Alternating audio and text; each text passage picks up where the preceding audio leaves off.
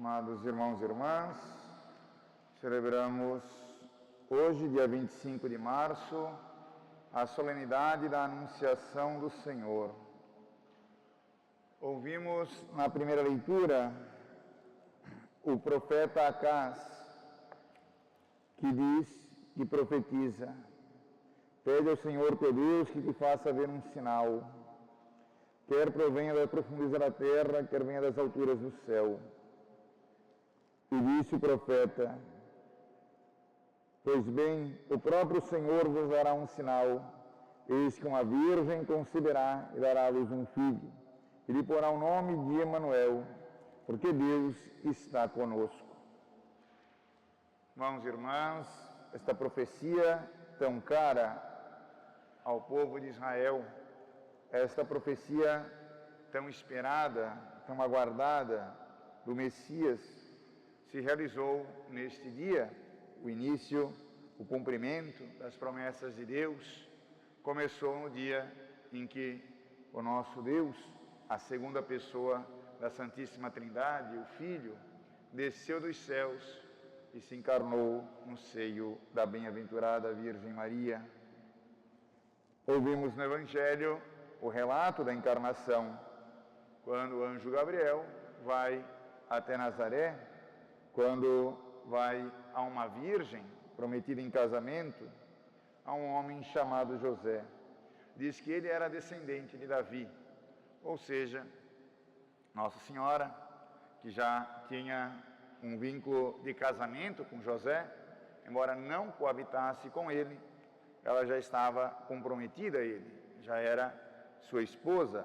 Por isso, assim recorda São Lucas, o nome da Virgem era Maria. E destaca muito isso, justamente para dizer que aquela profecia, que uma virgem conceberia e daria à luz um filho, e ele seria Deus conosco, Emanuel, Deus agora havia de cumprir.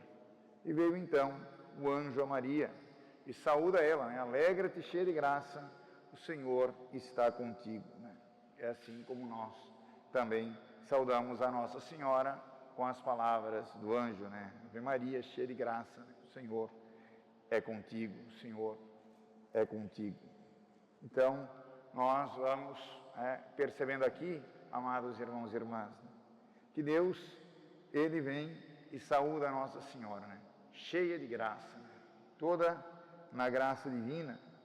E Maria ainda ficou perturbada com aquelas palavras, né? Não estava compreendendo bem a saudação do anjo. E ele então diz: não temas, né? Não tenhas medo, né? Porque encontraste graça diante de Deus, né? Este conceberás e darás à luz um filho, a quem porás o nome de Jesus, né? E, de fato, Jesus quer dizer: Deus salva o seu povo. Pois bem, também o anjo revela a missão deste filho. Diz: ele será grande, será chamado Filho do Altíssimo, e o Senhor Deus lhe dará o trono do seu pai Davi. Ele reinará para sempre sobre os descendentes de Jacó, e o seu reino não terá fim. Ou seja, a missão de Cristo é vir para trazer a paz de Deus para todos os homens. O Senhor vem. E pensemos bem, né, amados irmãos e irmãs, temos aqui, vivendo este tempo da Quaresma, agora quase na Semana Santa, temos bem claramente aqui os dois sims que agradam muito a Deus, né? Ou, né, se a gente quiser, né, ser mais fiéis à Bíblia, né, os dois fiat, né, os dois faça-se, né, que foram ditos para Deus, né?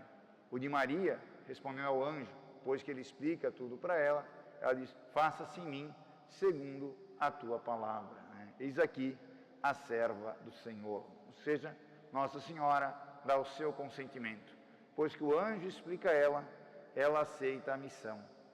Vemos aqui que Deus, amados irmãos e irmãs, né, Ele respeita sempre a liberdade das suas criaturas. A liberdade que Ele deu a nós, a liberdade que Ele deu aos nossos primeiros pais no paraíso, que usaram desta liberdade para pecar e se voltar contra Deus. Vemos agora a Virgem Santíssima dando o seu sim livremente, não mais contra Deus, mas agora para colaborar com Deus, para colaborar no plano da salvação. E, amados irmãos e irmãs, a solenidade da encarnação diz respeito justamente a essas duas grandes pessoas da história da salvação. A Maria Santíssima, que responde a Deus Filho, nosso Senhor Jesus Cristo, que vem até nós. Ele que se humilha, Ele que dá a sua graça, Ele que vem com a sua misericórdia, Ele que assume a nossa carne junto da sua divindade, sem nenhuma confusão, sendo Deus e homem verdadeiro. Ele vem justamente para a nossa salvação. É na liberdade de Maria que o Verbo livremente se encarna, que Deus vem a nós, vem para nos dar vida em abundância, vem para que nós não necessitemos mais do sacrifício de animais, porque Ele assumiu a nossa carne e agora Ele vai dar esta carne como sinal de sacrifício, de amor por todos nós. Lembra que falava dos dois fiat, dos dois faça-se? Temos aqui o faça-se de Maria. Mais uns dias, a festa da encarnação, a solenidade, caiu este ano muito próximo da Semana Santa. Veremos Nosso Senhor no Getsemane, na Quinta-feira Santa, rezando lá no Horto das Oliveiras. Faça-se, Pai, não a minha, mas a tua vontade. Temos outro faça-se, agora o de Cristo, aquele em que Ele se entrega totalmente por nós. Por que Deus assumiu a nossa carne? Justamente para dar a sua carne como vida para o mundo. É como Nosso Senhor fala: eu sou a ressurreição e a vida, eu sou o pão da vida, quem come de mim vive eternamente. Minha carne, meu sangue são verdadeira comida e verdadeira bebida. Nosso Senhor está falando isso a respeito do mistério do seu sacrifício. E vemos claramente isso bem expresso na carta aos Hebreus. Diz assim: é impossível eliminar os pecados com o sangue de touros e bodes. Por isso, ao entrar no mundo, Cristo afirma: tu não quiseste vítima nem oferenda, mas formaste-me um corpo.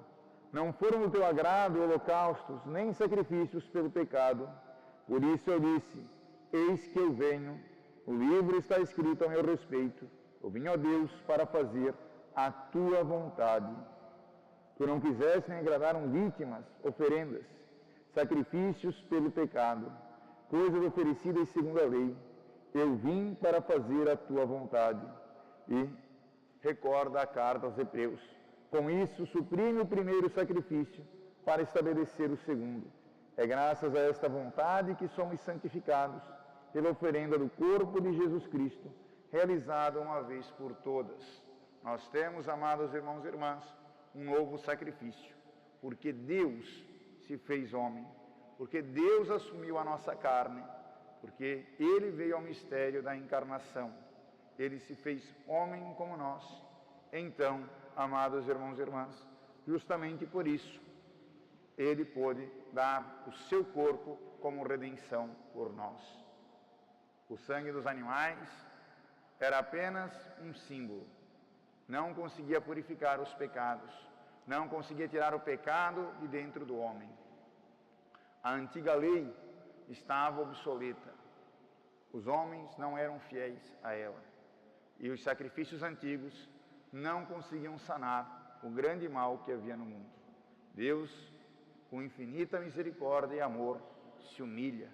E recorda isto São Paulo, Se humilha a ponto de descer dos céus e se fazer um de nós, semelhante às criaturas. Assume a nossa condição. Se faz a nós igual em tudo, exceto no pecado. São Paulo diz que Deus se faz pecado na cruz para matar o pecado e nos dar a vida eterna. Quando pensamos no mistério da encarnação, pensemos justamente nisso.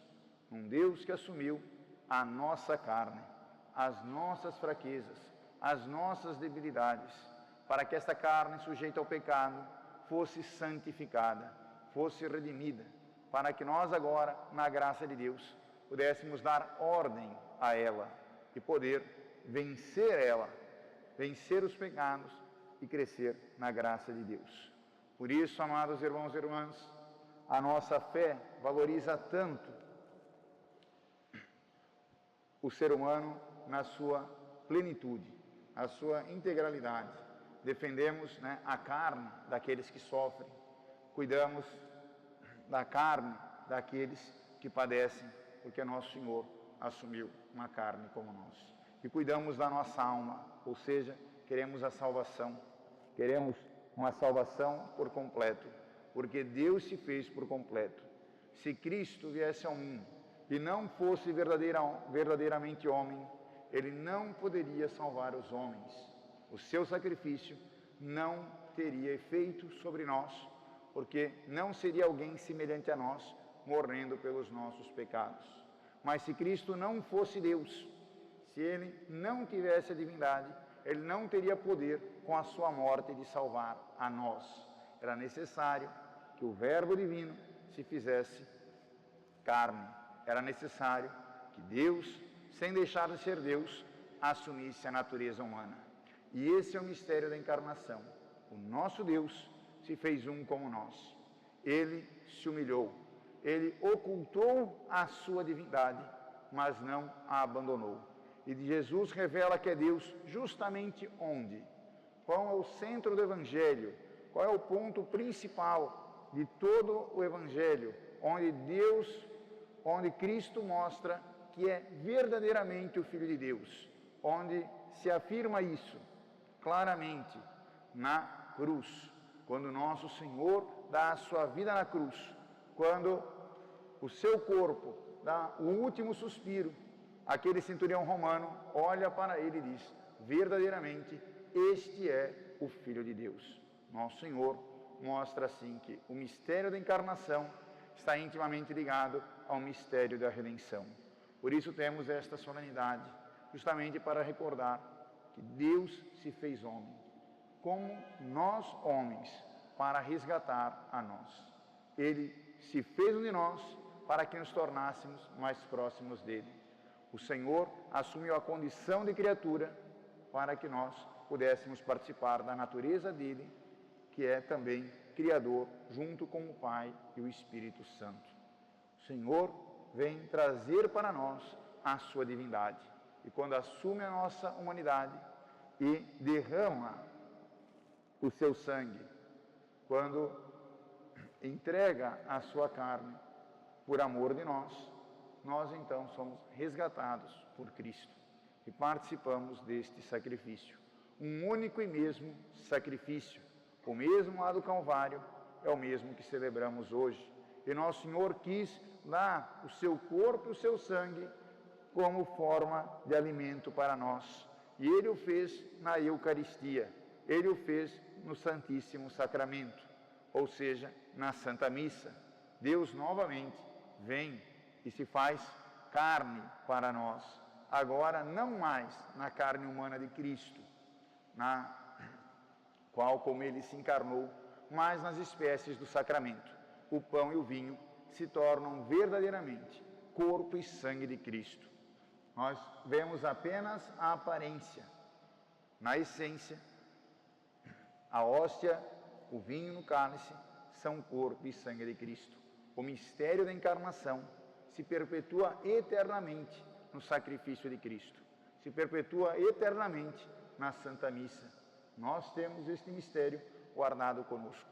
De fato, se cumpre aquilo que o anjo disse a Maria Santíssima, que ele viria e o seu reino não teria fim. Ora, enquanto nós participamos da graça de Cristo, enquanto se elevar uma hóstia aos céus, um cálice, enquanto se rezar a Santa Missa, se oferecer este sacrifício, Deus sempre vem a nós. Deus sempre está conosco.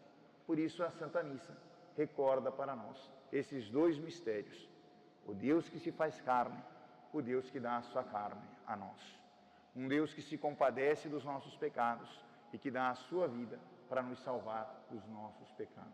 Um Deus que nos quer na sua graça e por isso Ele mesmo, por graça, se dá em alimento a nós. para aumentar e fortalecer a sua graça em nossas almas. Esse grande mistério, amados irmãos e irmãs, busquemos mergulhar nele, participar cada vez mais nele, descobrir cada vez mais este rosto, esta face misericordiosa de Deus, que Ele assumiu quando se fez um de nós. Podemos ver o Senhor, podemos ver a sua glória, porque no mistério da encarnação, Jesus toma forma de homem. Por isso, podemos identificar, podemos fazer imagens de nosso Senhor, olhar para elas, recordar nele e nelas, justamente porque o Senhor se fez um de nós. Ele se tornou semelhante a nós. Nós não temos um Deus que nós não conhecemos. Nós não temos um Deus que é invisível aos nossos olhos, porque na encarnação, Deus se fez visível em Cristo, para que nós, contemplando o Senhor, possamos ver a sua glória e participar dela. Amém.